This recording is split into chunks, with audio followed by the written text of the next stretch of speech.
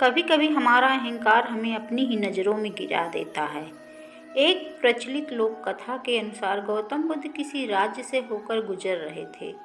जब ये बात वहाँ के मंत्री को मालूम हुई तो उसने अपने राजा से कहा कि महाराज, हमें बुद्ध को लेने के लिए चलना चाहिए, उन्हें महल में आमंत्रित करना चाहिए।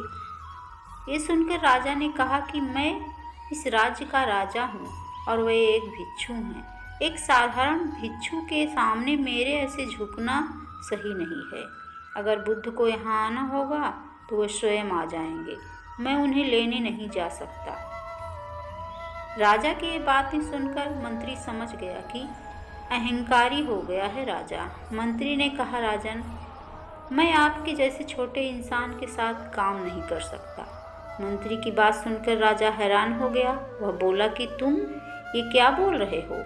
मैं राजा हूँ, मेरे पास अपार धन संपत्ति है, मैं छोटा कैसे हो गया?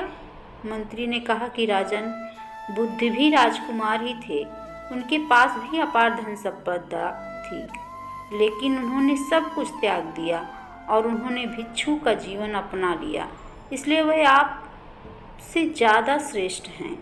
राजा को अपनी गलती का एहसास हो गया और वह मंत्री के साथ महात्मा बुद्ध को आमंत्रित करने के लिए चल दिए।